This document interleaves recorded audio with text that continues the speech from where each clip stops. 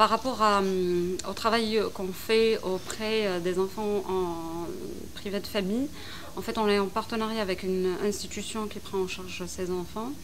Par rapport à l'approche de la SARP, c'est une approche qui veut être à la fois auprès, c'est-à-dire proposer de l'aide pour les bénéficiaires, c'est-à-dire les enfants qui sont privés de famille, mais aussi pour les professionnels qui les prennent en charge. C'est-à-dire que nous, on fait, à chaque fois qu'il y a une intégration d'un enfant dans cette institution, ce qu'on fait, c'est qu'après 6 mois, on fait des examens psychologiques pour les enfants pour essayer de voir dans quel état ils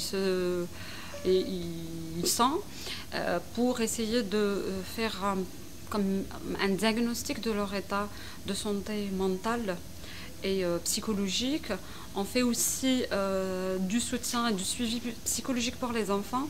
Il faut savoir que ces enfants sont pris en charge de façon pluridisciplinaire, c'est-à-dire qu'il y a des éducateurs, il y a des mères qui les prennent en charge. Ces enfants sont scolarisés dans des écoles ordinaires, mais on pense que l'apport psychologique est très important pour ces enfants. On fait aussi du soutien pour les professionnels, à savoir les mères professionnelles ou les mères de substitution.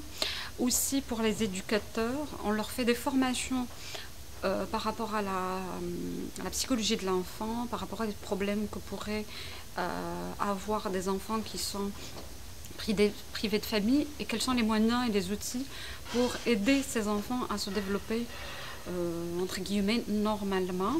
On propose aussi des espaces pour les professionnels pour essayer d'exprimer leurs difficultés et de ce fait trouver les moyens de les dépasser.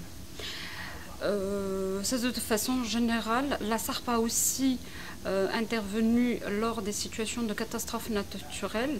Elle a soutenu la population dans une région qui s'appelle Corso, à Bomerdès, une région qui a été touchée par le séisme en 2003. Nous avons travaillé aussi à Bab el Oued, une région aussi qui a été fortement touchée par les inondations et où on a apporté du soutien pour les équipes.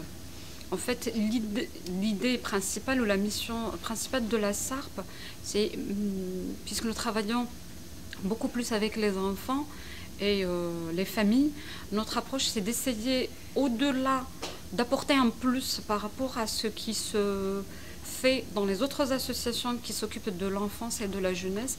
C'est-à-dire qu'eux s'occupent beaucoup plus de l'animation, des échanges et tout. Nous, on estime que pour qu'il y ait de la continuité dans le travail, qui se fait ailleurs et qui se fait aussi dans les écoles, dans les familles, et d'apporter ce soutien psychosocial et beaucoup plus psychologique pour aider les enfants à se développer